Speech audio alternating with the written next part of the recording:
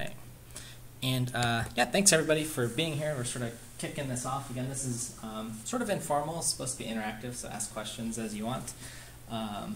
But this is sort of me, TB, and Danielle are kind of leading and kicking off some LLVM stuff just to get it going in the community here.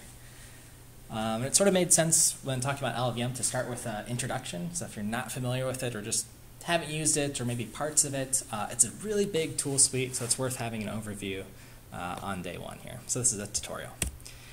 I like to start with demos just to keep things interesting to show you what we're going to be building today. So there's really 4 samples here. So I'm going to just give you the sort of quick demo here. So demo 1 is just going to be running and sort of scanning some source file and printing out all the function names. It's like a really basic static analysis. Demo number 2, I'm going to be running it, and it's going to do a little bit of like statistics, metrics of looking over source code that's generated, how many basic blocks there are, how many instructions, and a little bit of metrics for your code. Demo 3 starts getting into a little bit of program analysis. That's looking at sort of function calls, control flow graphs. So what function here was called from some other function. Okay, so these are all really tiny examples. And then finally, number 4 is going to be a dynamic analysis where we're going to instrument a piece of source code. Okay, so this is sort of a hello world that just prints bonjour, but I've injected some other code here that says, hey, you're running instrumented binary version of something. Okay, so kind of the basics of how to do that. All right, so those are your demos. So if you're not interested, then you can leave. But in a small room, it's risky, I guess. So who am I? I'm Mike. I'm at Northeastern here, assistant teaching professor, doing systems, graphicsy work. When I'm not teaching, I'm doing other fun stuff like running weight training and trying to get outside when it's nice. So. Okay, so that's me. Web stuff, slides are already on my website if you do want to follow along. More than welcome to. Otherwise, all the code and so on will be there. So where that is just going to be under talks.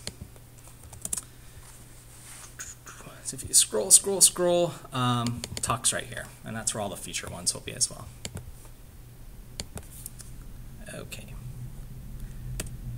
Okay, so today is an introduction. Again, just trying to figure out what LLVM is, how to set it up, download it, build those little demos that we did, and just understand what they're doing so you guys can go do cooler projects. Right? That's your sort of goals for tomorrow, to be able to, if not now or like towards the end of the presentation, be at least able to go home and run through these examples and be excited about them and have confidence. All right, so again, slides are on my website. And we'll just begin with, what is LLVM? All right. So what it is, it's a project that started out at the University of Illinois around 2000. Chris Latner was sort of the lead architect in his sort of research group there while he was a graduate student. It was formerly known as the low-level virtual machine, so sort of some notion of working on code, a compiler like tool suite, but then it slowly grew more and more and more over time. It's an open source framework, and it's popular. It's used by lots of big companies. Okay, but what is it that makes LLVM so great that programmers are paying attention to it now? You can read the research paper. Chris Latner is a grad student of his advisor, so they published the information there. But really, there was a big idea from Chris Latner. You can actually look on the mailing list, so I have links down here to sort of hear in his words what the big idea was. The idea was that they had been thinking about compilers and what their job is. So if you've taken a compiler's course, you sort of go through these stages of you have your source code, it goes through the front end, maybe gets optimized, goes through the back end, and then you have your machine code that's generated. Okay, so in C++ or whatever language, gets parsed, make sure you have a valid program, perform whatever optimizations on some perhaps intermediate language or whatever, and then you generate some code, okay, and eventually get a binary. So the big idea, I guess, around 2000 in languages is JIT compilers, things like Java and so on, were really gaining a lot of popularity. You know, they could do some kind of cool optimizations just over and over and over again, even while code was running. So Latner and the other folks started thinking about how they could sort of really focus on this optimization step and see what kind of heavy lifting they could do with the optimizers, perhaps using some intermediate language at the time. Okay, perhaps using some low-level virtual machine. Okay, they saw the cool work that was going on in Java, again, and other languages, and again, that's where the name, I believe, is derived from. I think there's some controversy over it, but now it's just LLVM. Okay, so the optimizers, you know, the tool in the middle of our pipeline here, and that's sort of where the focus is. Okay, so typically compilers, when they're going to be optimizing their code, you're working in some sort of intermediate language, right? We're not looking at C++ and trying to sort of rearrange some C++ that a developer's written. It's a little bit harder. Some intermediate representation gives us a little bit better structure to work with. A little bit easier to analyze, a little easier to manipulate. You know, you can think of it just like working in a higher level language, right? It's hard to look at a piece of C++ code and say, this is how it'll be optimal, okay? So here's what the IR instructions sort of look like. You know, branch instruction, it looks very assembly-like, and that's the LLVM IR. So that's what we're working with when we're trying to optimize things. Okay, so that's a little bit about what LLVM is, who made it, and what the big idea is. We have this intermediate representation that we can work with. We're going to do something with it to transform code, make the code more optimal, or maybe analyze it. Okay. Now, how to get LLVM and all these associated tools. This is a section I'll sort of run through quick. You know, if you have a laptop and want to start the build process, it'll probably finish before the session's over, depending on how fast your laptop is. I'm actually running it now. Oh, awesome. Then we'll race. It's kind of cool. And the project changes relatively rapidly. Like, I updated this slide deck for LLVM 8, which is sort of the most stable version right now. So it's a good thing that you'll have to do many, many times. And the instructions, they'll always be here. So the LLVM.org page generally has pretty good documentation on getting things set up. My instructions are from the SVN. There's a way to do it from Git as well. So again, I'm using LLVM 8, and all of the code and stuff's been tested with an Ubuntu machine. Should be pretty good, pretty standard, at least on Ubuntu and Mac machines. Windows is probably fine for most of these examples, but you know, here's the tools you'll need. So SVN, CMake, make, some C compiler, standard sort of build tools.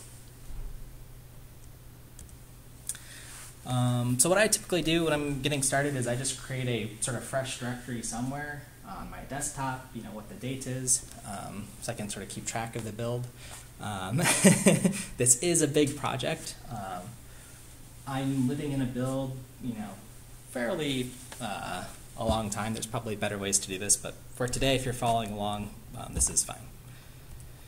And then I'll create some directories inside, a build directory where all of our binaries will go, and then the actual LLVM source. Okay. And then here's sort of the magic cheat sheet page, or at least the thing I've tested as of today and yesterday. So if you pretty much copy and paste and go through these, it should just work for getting set up. Again, these are all the directions that are on the LLVM.org page, so you should always look there first. But this is tested with version 8. All right, so then we're going to finish eventually. So did you start a timer on your clock? I guess I could. I started about a half hour ago when we're at 27%. Oh, all right, okay. Not too bad. That's not too bad. All right, cool.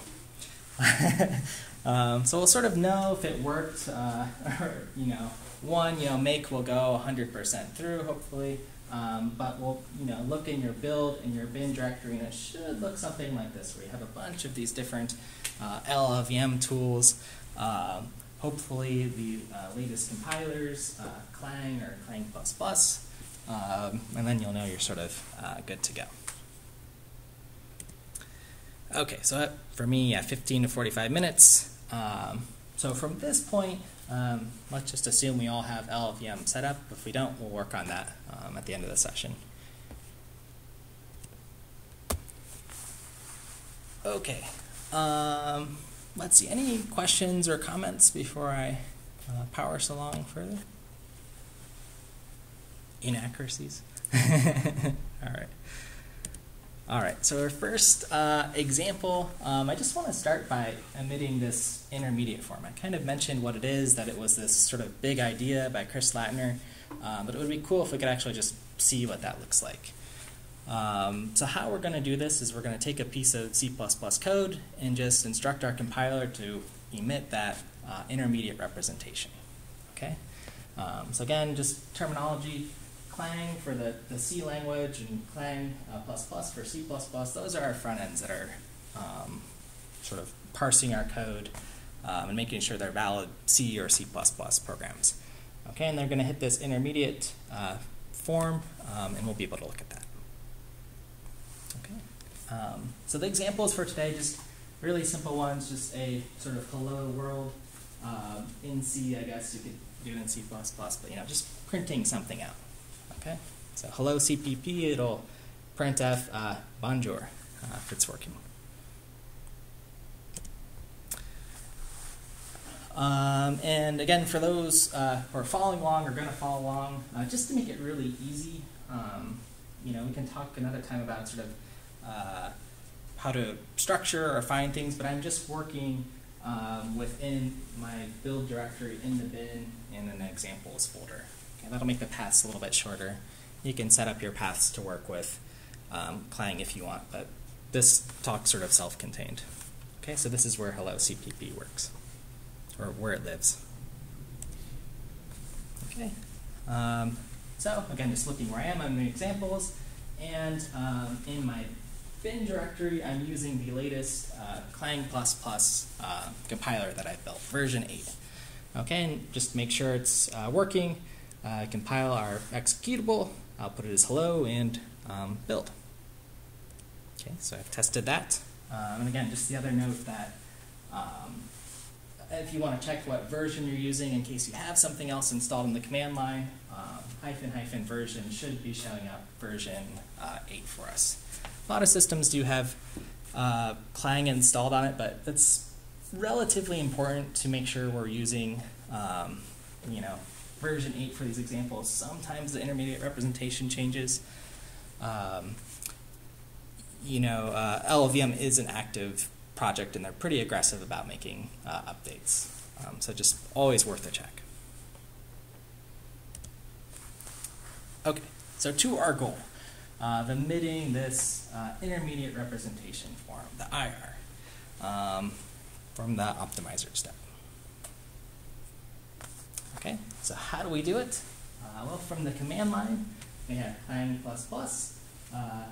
output -s, sort of the textual machine form that we want, and then emit LLVM as our flag and the source file.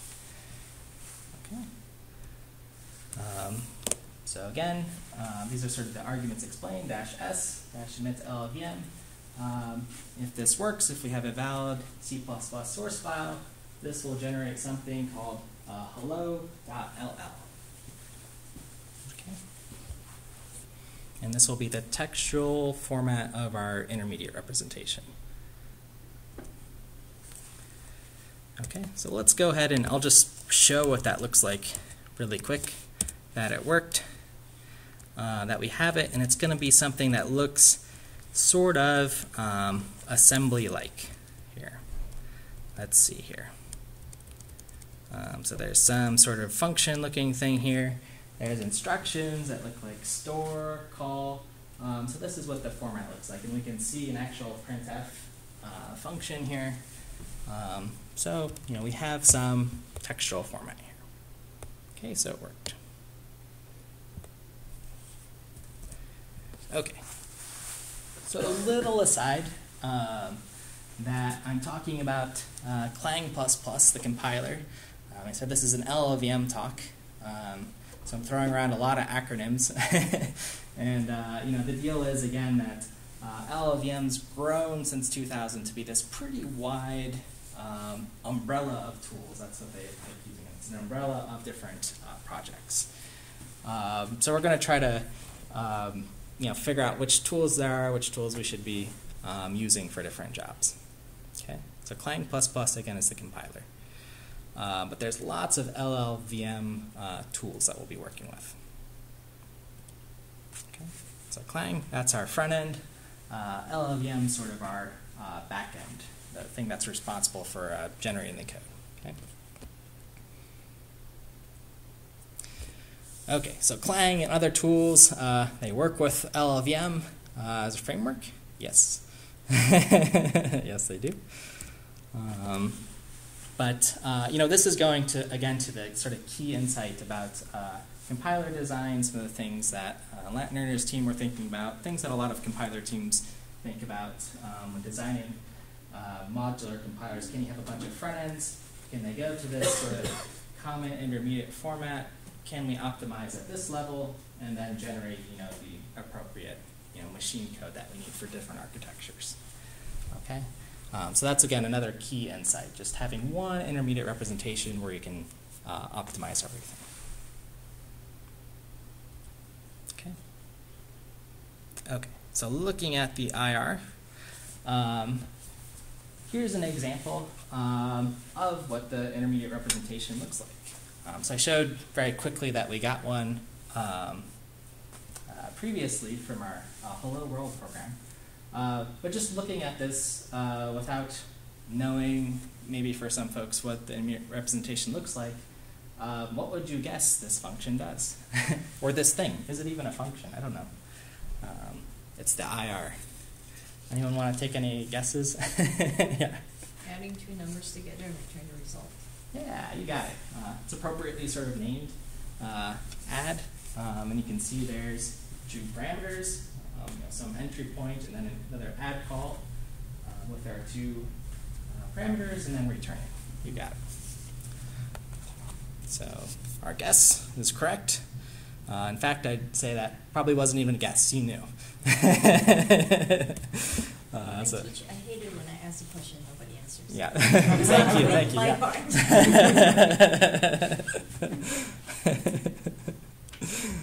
I'm the same way, but I never call on random folks. So I never get randomly called on here because I don't like that. Let's see. So here's our two arguments. They're sort of I32 arguments, right? So not ints or longs or something. So you can see the integers that are 32 bits. That's sort of the parameter or the type, I guess. Here. Every function has to have some starting point, so where it enters. So that's labeled as the entry point. And is entry a distinguished name here? I believe so, yeah. It's if there's another block here, I don't think that's going to have entry there as well. Okay. We can actually look though. I think for other functions, they're all going to be labeled entry. Is that true? It's similar to a label in C.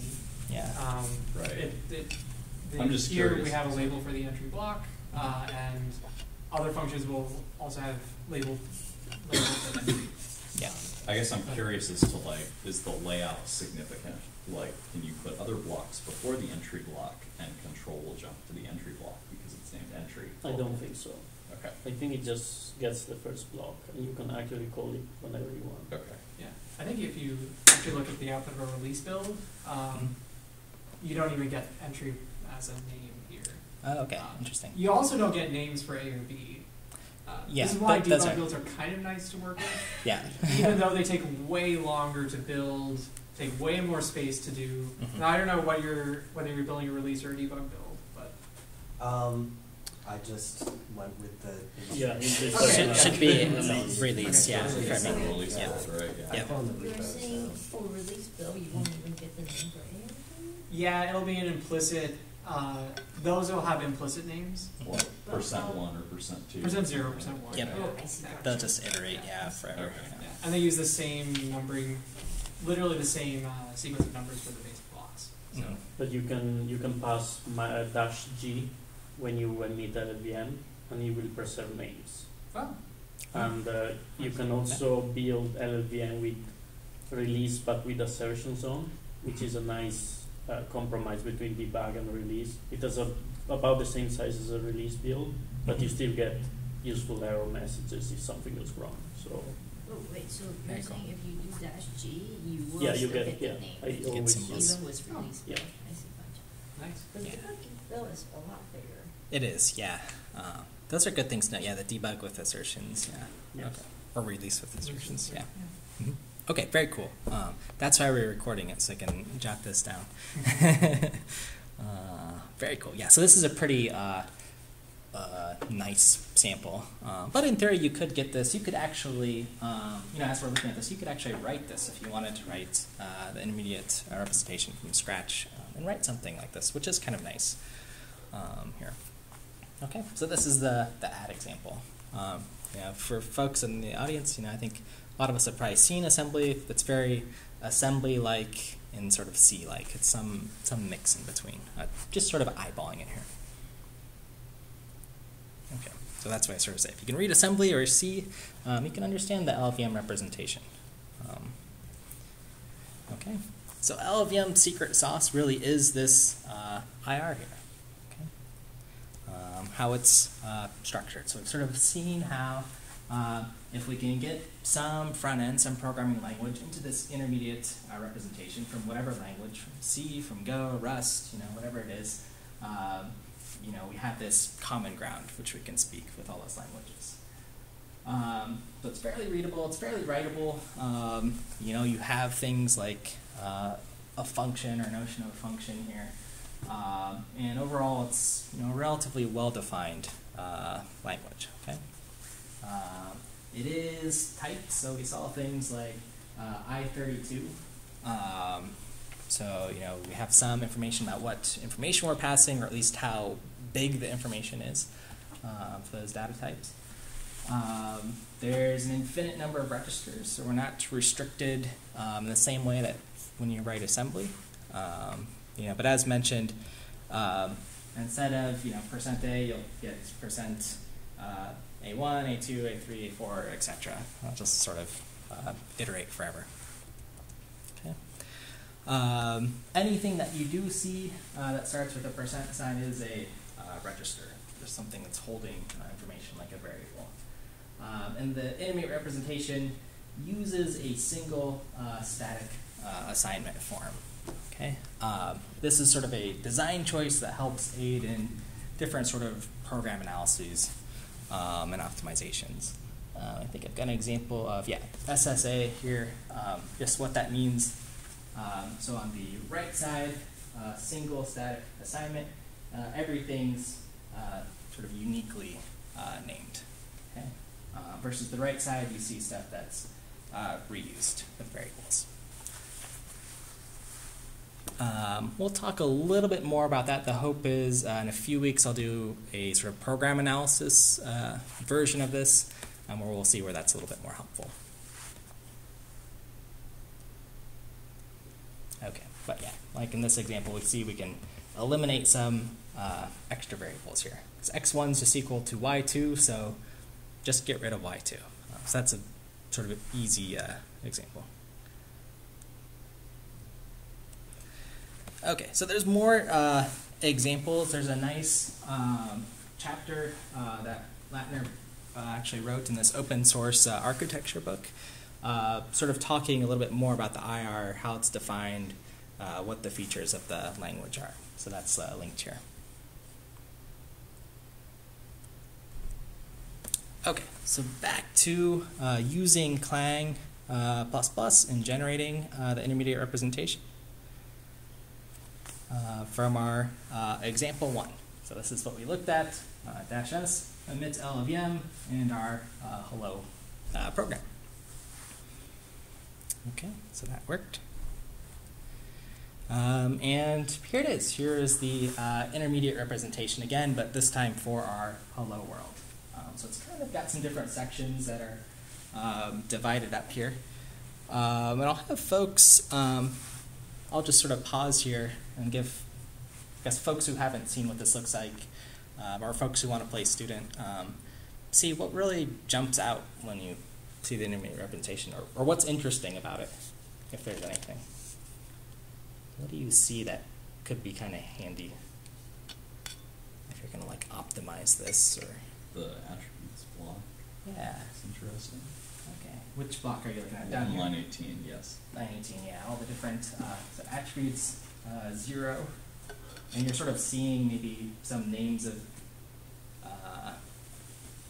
different optimizations or things that could be going on, or how to treat some function. Yeah. Yeah. Anything else stand out to anybody? Some of us have looked at this for a long time. I know What's opt going isn't on? going to do much of this. What's that? Opt isn't going to do much of this. Yeah. Yeah, it's a program printing, you know. That and it's marked off none, so. Yeah. Again, depending on how much you've looked at this. But just some things that kind of stand out. You know, there's source file name, so that sort of information's there. The data layout, right? This is the intermediate representation. So if it's going to go to many different backends, you know, that information has to be logged somewhere. What the targets are. Again, there's lots of % signs. Those are all of our registers, useful in the aids.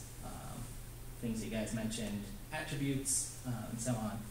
And again, there's type information, which is, you know, better than sort of a guessing in assembly. Where do you see the structure types? The structure types, just the like types for like I32. Okay, Or I you- see what yeah. you're saying.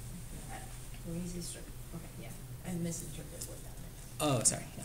And you can also see the array type 10 times Right, I. right. Mhm. I8. Yeah, yeah. When there are, when you have a code with a struct, you can see that type as well. Yep. Oh, really? Yep. Okay. Yeah. Yeah, like a C style struct is what you're asking about. Yep, exactly. Yep. Yeah, at the end, what's fun about this too is if you just sort of build these little tiny examples and just kind of admit the LLVM, then you'll just, you know, kind of see what it translates to, which is cool. So doing small, tiny ones is helpful.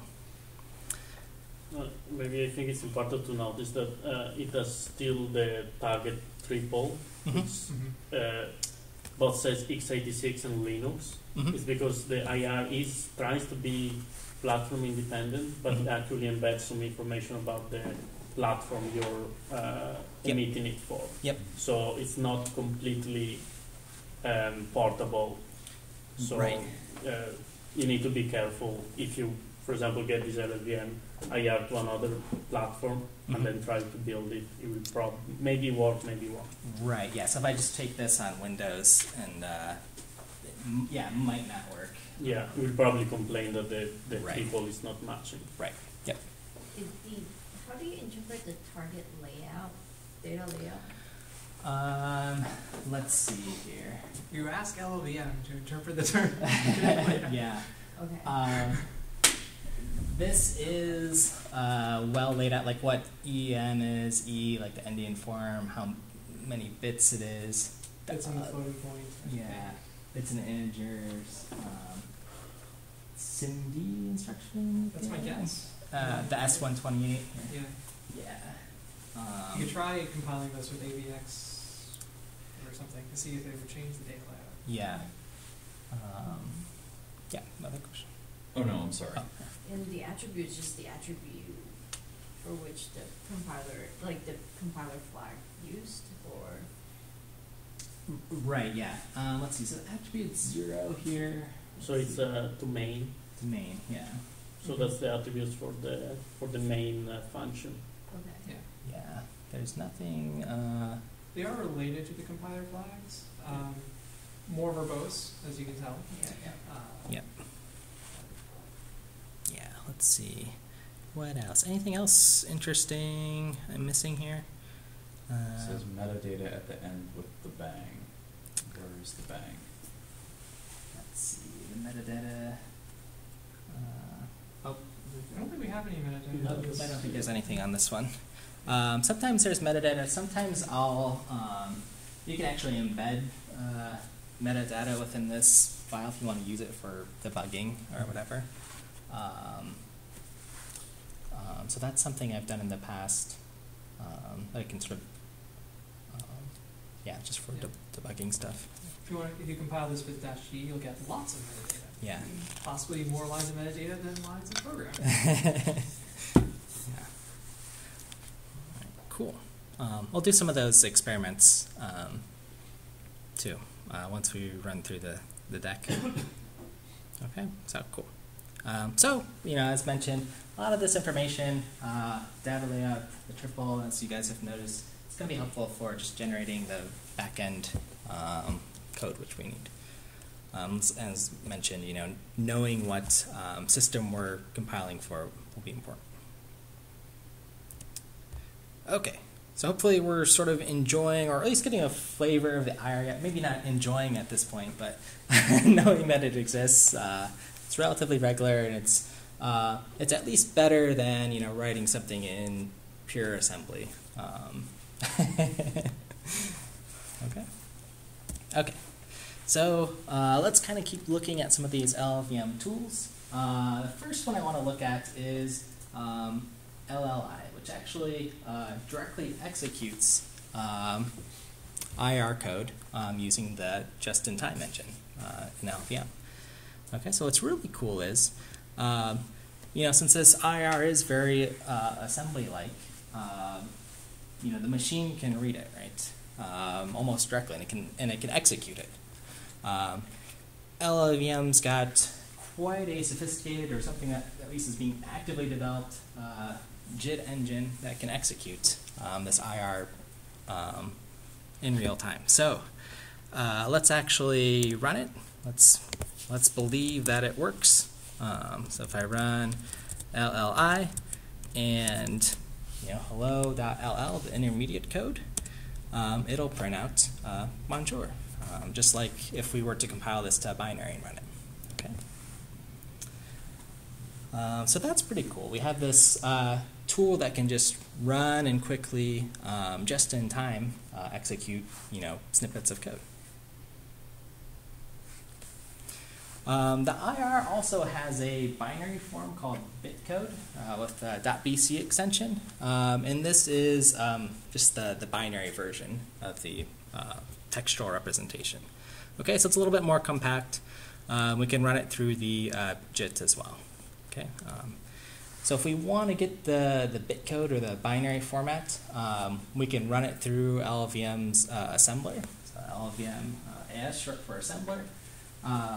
And convert it into the bitcode format. Okay, so some of these I'll just let the slides sort of stand on their own, but here it is running the LLVM listing. What did we get that's new here? Well, we had our source code, we had our .ll, which was the textual form, and here's our bitcode form. And if we want to see it, we have a slide dedicated to seeing it. Here's running it again with the same tool. Same IR, so it's running.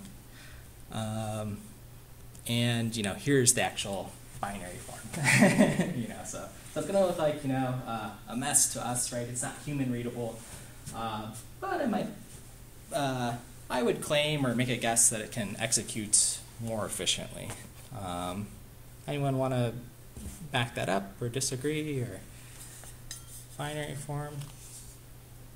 Maybe just more compact, smaller file size. So does LLI, when run on a textual LL file, it doesn't first compile it to bitcode and then execute the bitcode? Or does it Probably does. get the bitcode? Yeah. Or Yeah. So it's basically just saving us a step by compacting it. doing it ahead of time. Yeah. The other handy thing is, again, having more compact files. Once you have a bunch of these, so this is a really tiny example, but the bitcode one's much, much more compressed.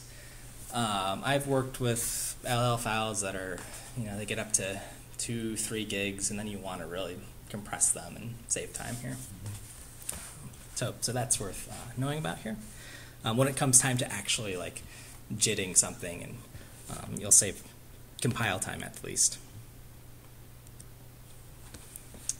Okay, so eventually we probably want the assembly for our actual target machine and to build an executable. So we have these bitcode files so far, bitcode and then the textual form of the IR. And there's a static compiler, LLC, that can take in the intermediate representation and generate an assembly code. Okay.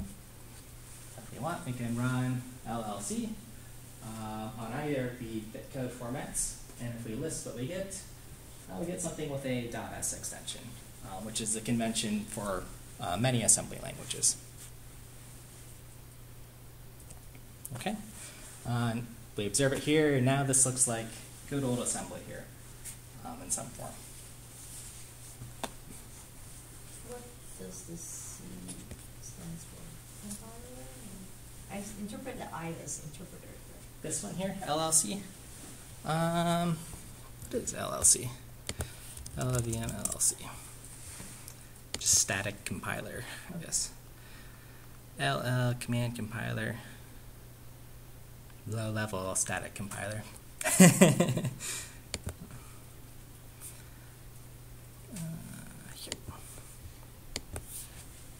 All right, cool. Okay. Okay. So if you want, again, right, we're going from some, intermediate form to, well, what we said, any backend, any machine that we want to run on. So you can actually see all the backends that you might want to target, different processors. This list on the slide actually goes down for quite a bit. So different, Athlon machines, PowerPC, Intel architecture, etc. And you can see all the machine architectures for x86 that are being listed out here. So this is a way to list all of the CPUs that you can pass to like -m CPU or something Exactly. like that? Yep. You got it. And what does matter specify? I've never seen that before. This is just the attribute to give me help here. It used to be you could just pass -mark equals help, and it would give me this list. But the machine attribute that I'm passing here is just help. Okay. I actually stole this line straight from the LLVM orgs page. For this is how you list architecture. So I don't have a better answer than that. Most of these tools, again, just to, let's see, we're in LLC. I have a little thing at the end, but just, hyphen help for most of these will give pretty detailed description. I can make my window a little smaller, but for these tools.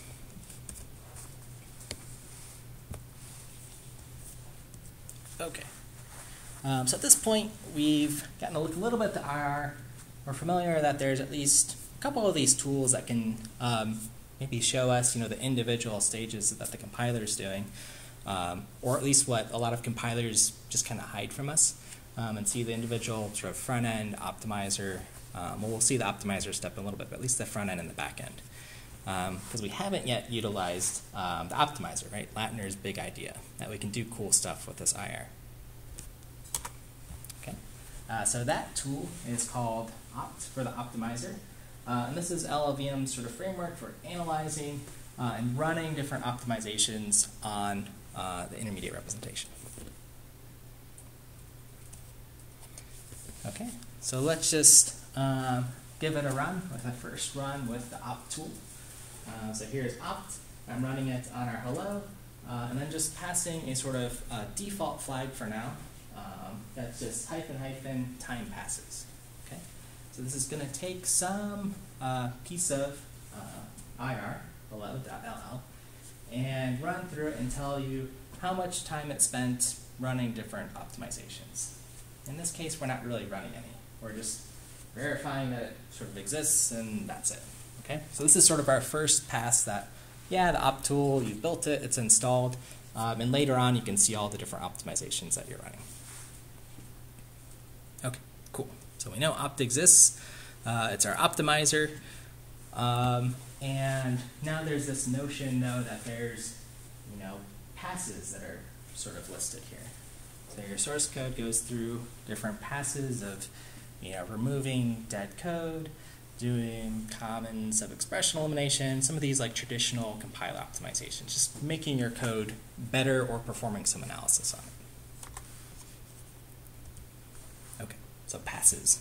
That's sort of the key LLVM word. That's what our demos are going to be, different passes on the IR. And there's many different passes in LLVM. That is, how can we look at, or at least what level can we look at different pieces of the LLVM at different granularities. So there's a module pass. So that's sort of looking at the whole file all at once. A call graph pass, sort of traversing a program in a bottom-up style. A function pass, which just looks at, hey, you've got all these functions. We're just going to look at those one at a time and just consider them individually. Basic block pass, running over every individual basic block in a function. And then there's a couple other different passes that have come along. Less important for today. We're going to look at that's sort of looking at machine code, regions of code, etc.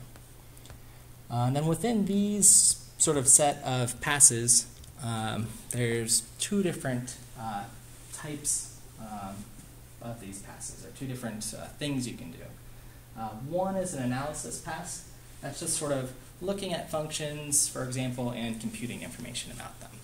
Okay, and that's in contrast with the transform pass, which is actually looking at functions and mutating or changing the code. Okay, so depending on what you want to do. If you're just sort of gathering metrics, you're usually using an analysis pass. If you actually need to instrument the code or change it in some way, that's a transform pass.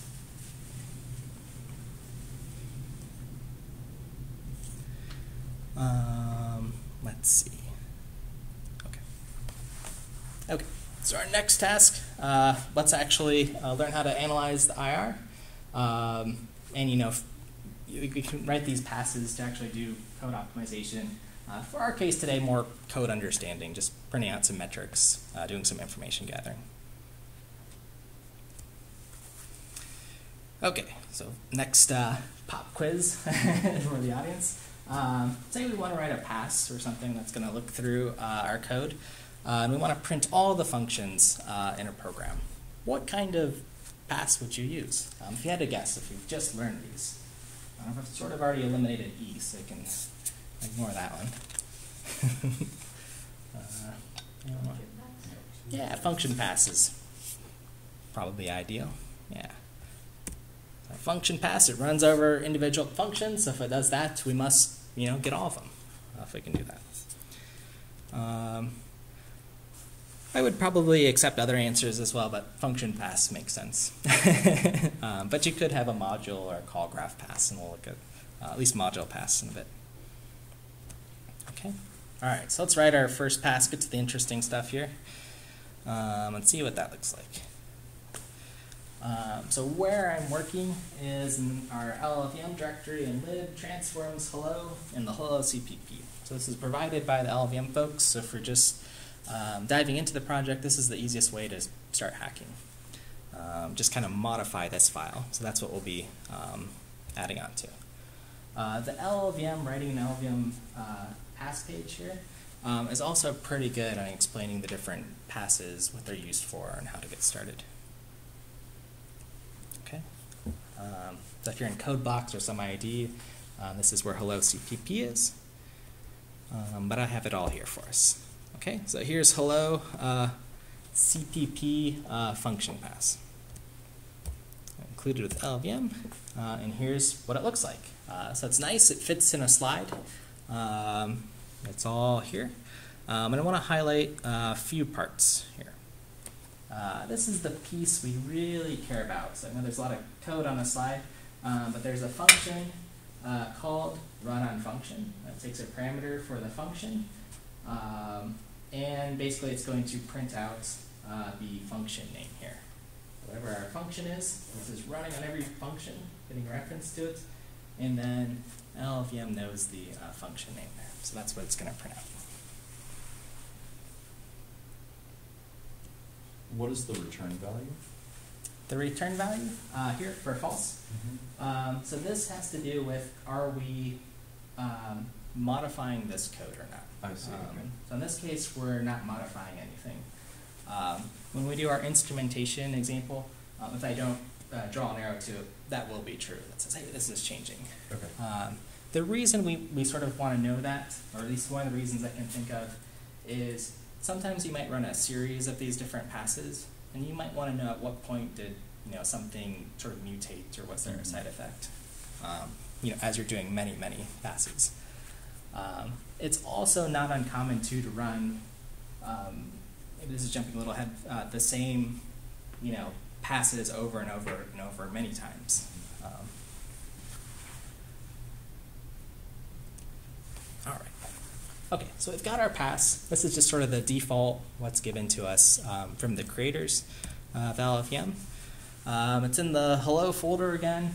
So to build it, navigate to your build, lib transforms hello, and just type make. If it's already compiled, it's probably ready to go.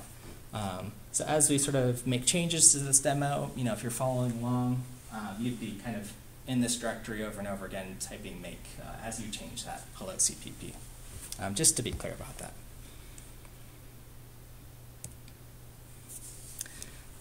If it's worked, if you successfully compiled this pass, it's compiling it as a library. So where the binary is LLVM, capitals hello, in your build/lib folder. Okay. So this pass is a library of code. Okay, but now we want to use it. So we're either optimizing or analyzing or looking at code. So that means the tool we need to use is opt. So the opt tool, this time with an actual pass. So we're going to load a library. Which one? Well, our LLVM hello one that we just built. The particular function pass we want to run in this library, which is called hello, and then the input file. Now where this came from, -hello, let me back up and show you where that came from. How did I know it was hello? Actually part of our function pass, we register this pass, and you'll see down here in lowercase hello, that's the name of the pass here. So we're sort of registering it, giving it a name. This is our sort of help to the user, hello world pass. So earlier when you show, presumably you specify which pass because for a given library that you compile, there can be many different passes. Yep. I see. So for each of those, you're going to have a struct that implement whatever pass you want to do. You got it. For each of them, you register is that. Yep, you got it. Yeah, so the basic form is the struct, inheriting from whatever structure you want to use, function pass, module pass, whatever. Sort of having an identifier for it, the run_on_function, there could be other methods or whatever you need here, or functions, and then registering And what's it. the ID for?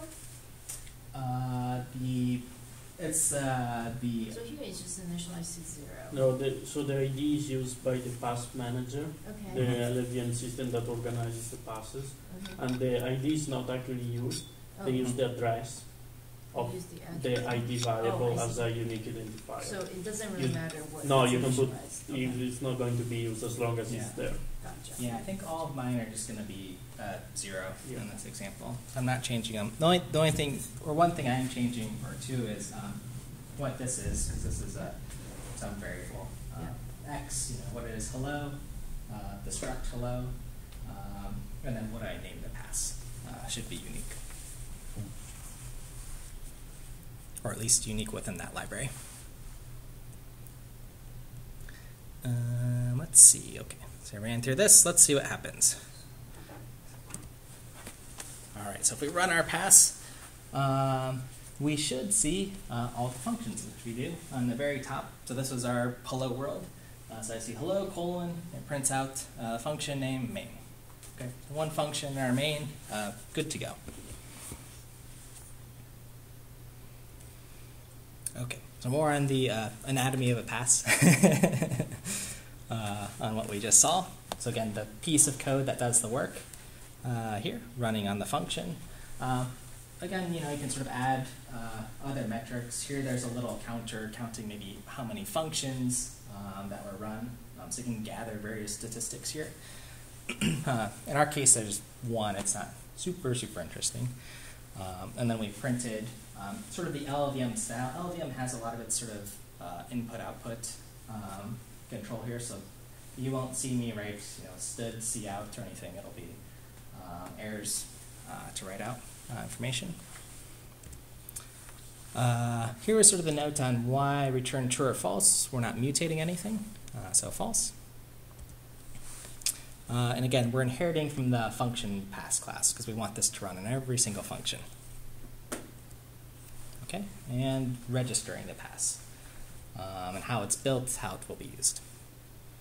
I guess for every counter you need to declare like that statistics to declare it, or Mm-hmm. okay. And how is debug type used? Which one? So define debug type hello. That I actually don't know. So if you LLVM provides like a macro called LLVM debug, and you can output for stuff, turning the statistics on. and you will get the debug type, the name. So when you get the debug, you also get the hello, so you know it's coming from here. Mm. I see, gotcha. Oh, yeah. You can also control LLVM to say, just give me the debug information from Hello. something that matches this name. Yep. Yeah. Got it. So then that would just be the debug info coming from this Yeah. Mm-hmm. or this particular. Yeah, perfect. All right, cool. Let's see. And then, okay, so that's your sort of congratulations for running the pass that it's configured on. Let's move on to our second one. So the next two, and really the previous one, are static analysis tools. So if you're not familiar, static analysis is just what information we can figure out right before we run the program. So looking at IR, for example, is a great example. The nice thing is, you have all the code in front of you. Ideally, stuff that's not in the libraries, maybe not, but so you can have full coverage of the program. The con is you don't have any real runtime data, so it's a little bit conservative analysis. But if you want things like what are all the functions, how big are they, you can get that information. So that's what we're going to do in our second pass. Collect some program stats. So from demo 2, I want to print the function name and how many basic blocks and instructions it has.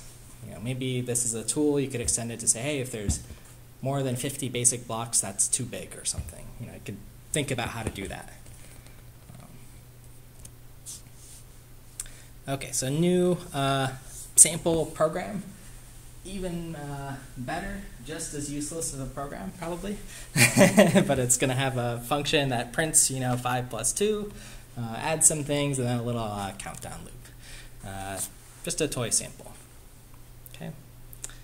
So, if you had to make some guesses, countdown's probably going to have more basic blocks and instructions than the add func, just to sort of test our assumptions. So I'll compile this program.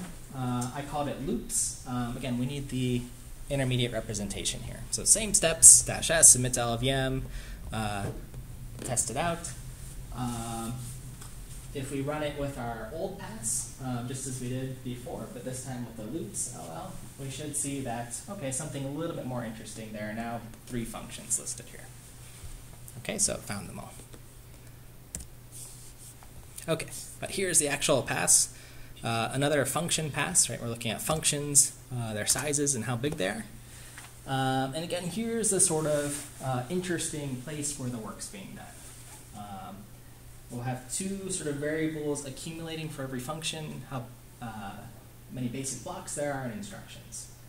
And then as far as the work going on in LLVM, I'm literally just iterating through every basic block in this function, and then every instruction within a basic block. Okay. Again, just sort of thinking about how code's broken down, just the different granularities, right? Functions are made of individual basic blocks. Basic blocks have individual instructions. So that's what we're doing here. Then we'll just print out those values. What is write escape? Write escaped for the output. Here. Write escaped is, actually don't know off the top of my head. I think it's just outputting with or, was it with a write escaped? You get to see some real-time debugging.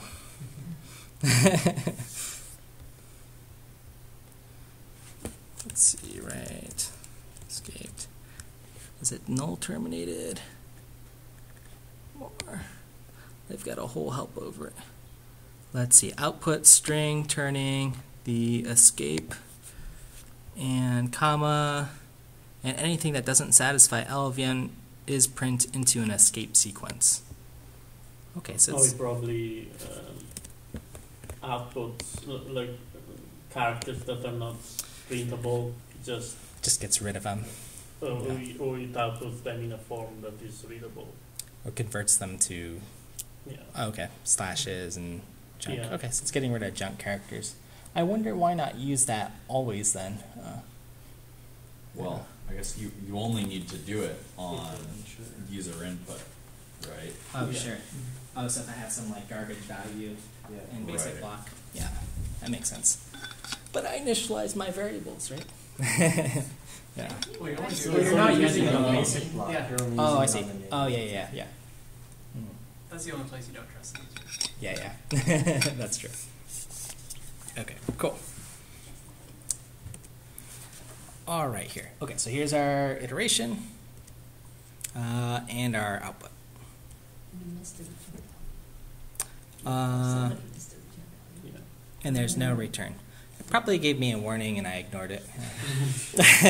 No big deal, right? Warnings are... Those are never actually errors or Yeah. anything. Okay, so amendment. I'll fix that. Let's see. Okay, so again, we modified hello.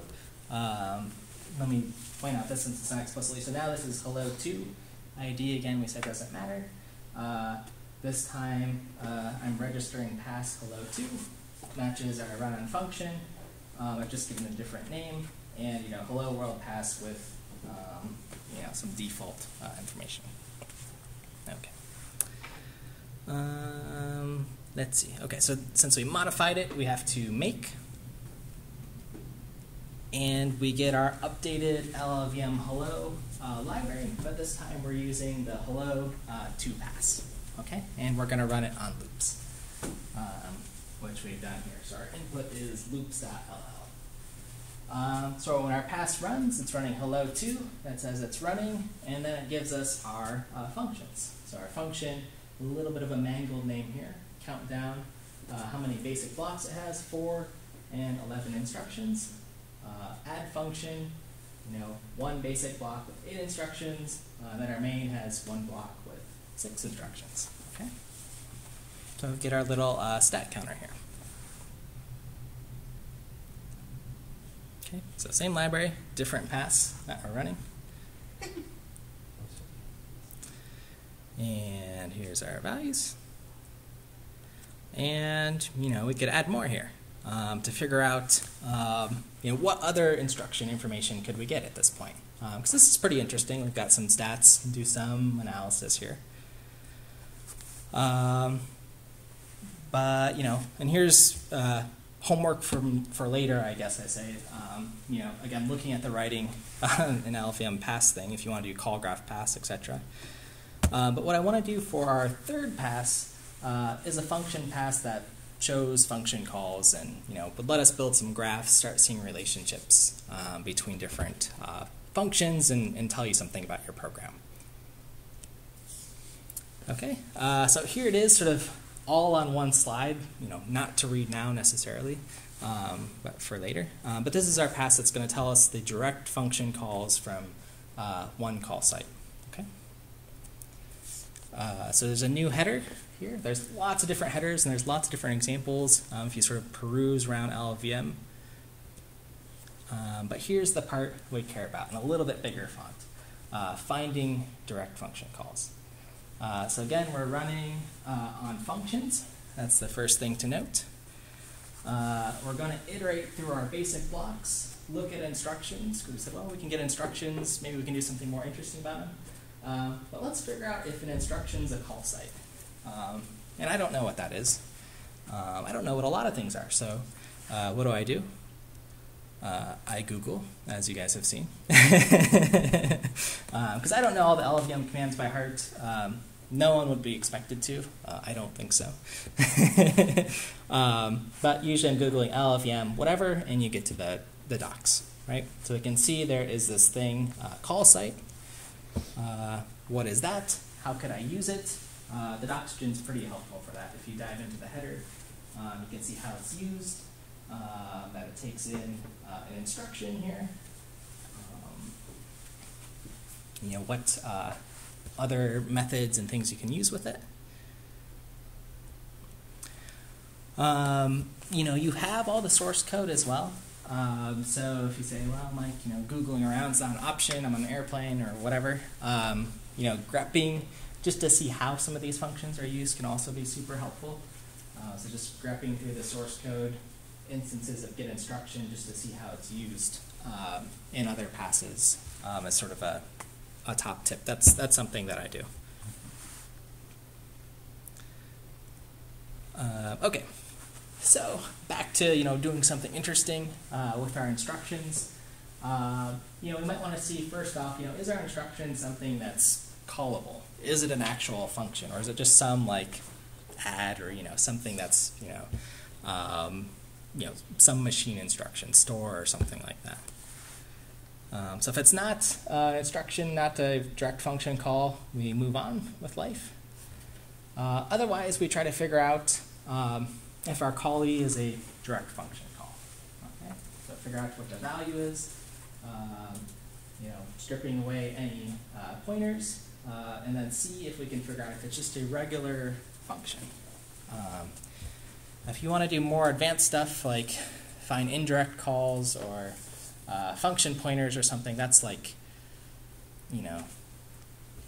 different topic. But this is just function main called function add. Okay.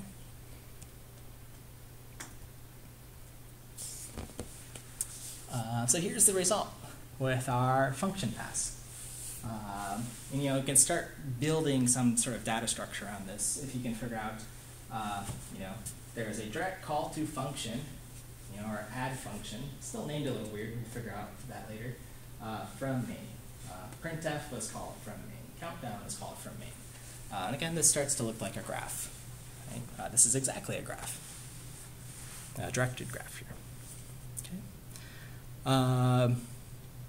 This is an important enough thing that it's fun to do in code, but there's little tricks you can do to actually output call graphs and control flow graphs from LLVM and the opt tool.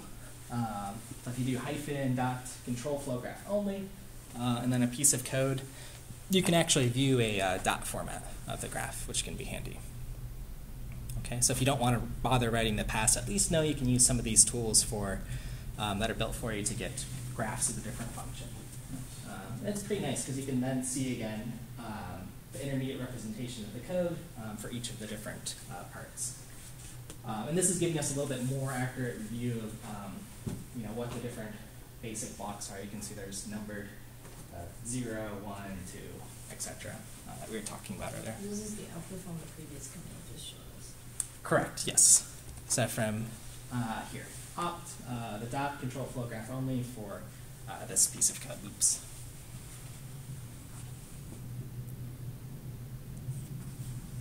All right. And if we look, we should be able to see some loop here, or some looping structure. And that it's branching at the end of %5 back to 2 and so on. So it's kind of, again, a nice way. This is something, I don't know, for students or something, if you're teaching them, might be a nice way just to, again, learn IR, have the visual.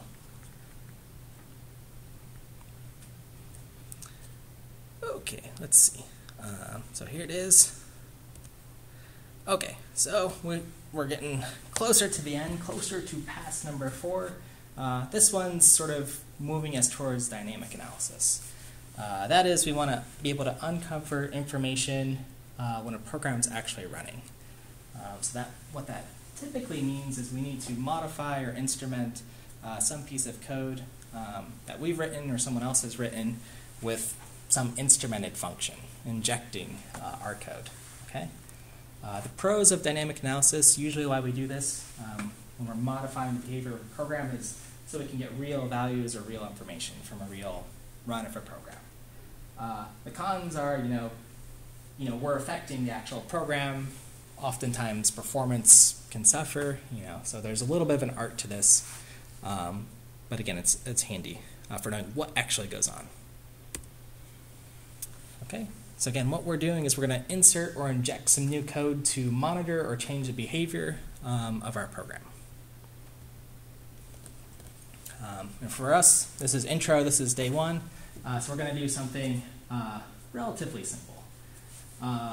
Typically what you would do if you're just sort of doing this ad hoc or need to do a quick fix of something, you sort of, spread printfs or, whatever your standard output is everywhere in your code, or lots of pound defines, endifs, etc.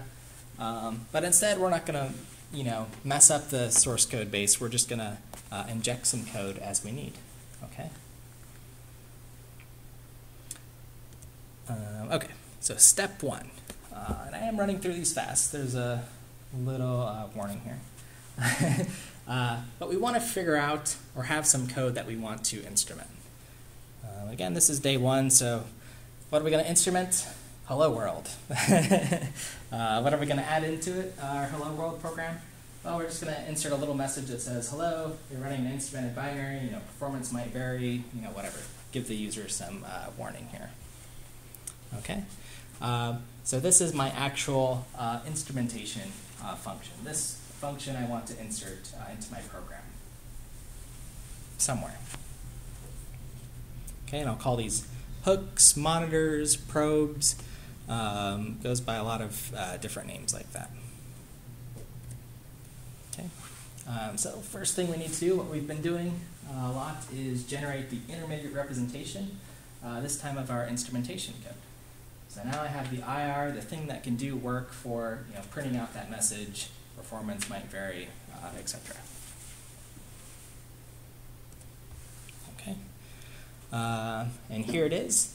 Again, as you might have noticed, these names are funky. I named it __ init main, but there's some extra information, Z10 and I after. These are the mangled function names. Right? This is what C++ sort of does to the functions. Okay, but I'll have to keep track of that exact name here. Okay, so here's our hello program that we're going to instrument. Simplest program we can use. And yes, I know I've been using printf in my C++ examples. Some people shout at me in the CPPCon community. But we're going simple. Okay. Now I'm actually going to change things up a little bit and use a module pass. One, to show you a module pass. And second, I just thought it made a little bit more sense if I wanted to sort of instrument a whole module, and hook in different functions to it. Okay. So we need some new functionality for modules. And here's the setup, okay? And sort of 3 parts in my code, okay? So the first thing is I'm going to have a helper function, my sort of stub, my hook, whatever. So setup hooks, the name of the function, and what module it's modifying, okay? Okay, and again, I'm using that exact mangled name that we found in the IR. That's how we'll know how it's identified. Then the next chunk here of this code is looking through my module, and it's doing that same sort of thing we did in our previous example at different granularities. But this time we're going to look through all the functions and iterate through those. We're going to look through the functions, check if a function is a certain name. So for example, if it's the main function that we found, then we're going to actually instrument that function. Just instrument one function, this example. Sometimes you have to be a little bit careful with instrumentation, with avoiding instrumenting your instrumentation functions. That's why this function's here. Maybe that's what you want. Typically it's not, I would argue. So that's sort of talked about in the comments here. And this time I am modifying this module, so true. When we run this pass, we need that information that, hey, this IR is going to be different. Okay, so the setup hooks function, what's that doing? This is sort of a helper function. And it's sort of creating a placeholder function, meaning I'm creating a new IR here for whatever my hook function is. Okay, so we had that separate instrumentation.ll, and this is going to sort of create a place for it, modify the IR and say, hey, there's this new function, it doesn't return anything, it takes a parameter, and it's going to be added into the code. Okay. Okay. So I'm sort of building and adding a new function here.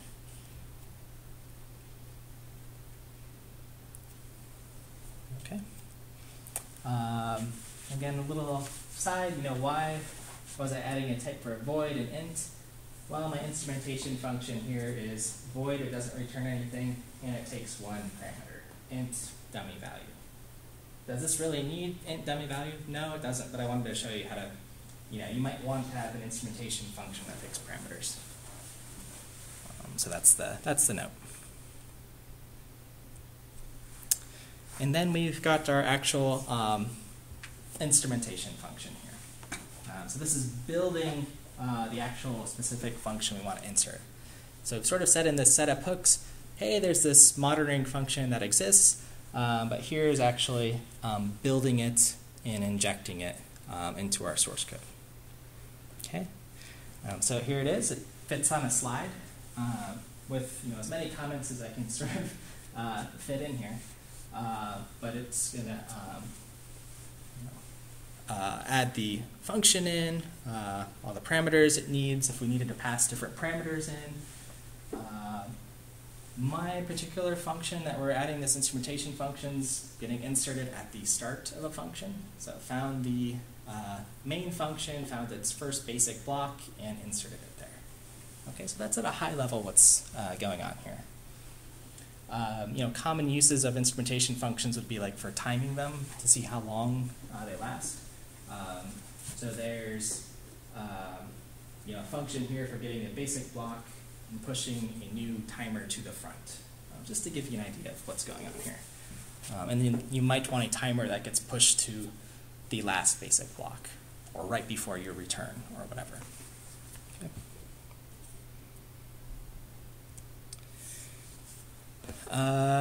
I said, why not do something more simple?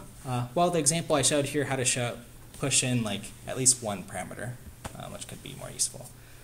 So I made it a little bit dirtier. But that's the hard stuff to learn. So you'd rather see it here than Google forever.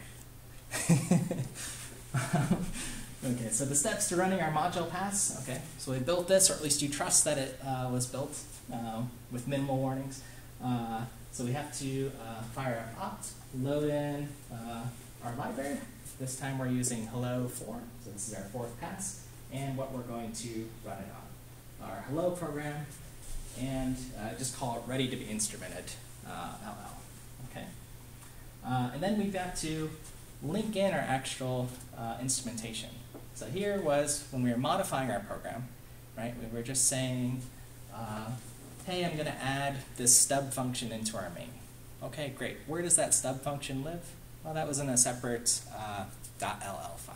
Okay, so we're going to link that in, just like the job of a linker. And there's a tool for that, LLVM-link. So we've got ready to be instrumented, our hello world, it's been instrumented here, and then our instrumentation function. Okay, and it'll all output in one nice instrument demo. Okay, so LLVM link, that's our tool for putting together 2 or more bitcode files. Okay, it's just like a linker, merging everything together. So that's what we're doing. Again, it's often helpful to link. It can be, this is super useful to link all of your LL files together and just have one big thing that you can sort of optimize or run all these passes on. But in this case, we needed our instrumentation. And once that's done, we get our grand finale. If we run say LLI on our instrumented demo, it's going to first insert this message that we didn't see that says, hello, you're running an instrumented binary, performance may vary, et cetera, and then it'll do our hello. So we can tell that it worked here. Okay. All right, it works. All right, so that's the end. We made it through our 4 passes. There's some homework or sort of challenges and project ideas that I think everyone in this audience could knock out, at least on easy and medium, so some ideas there. Resources for going further. This is a lot of the stuff I use to build the talk. I'll just sort of note the LLVM newsletter is super helpful, the intro guides. The developer meetings has more of the sort of research stuff. A lot of those talks are recorded and with slides, which is awesome.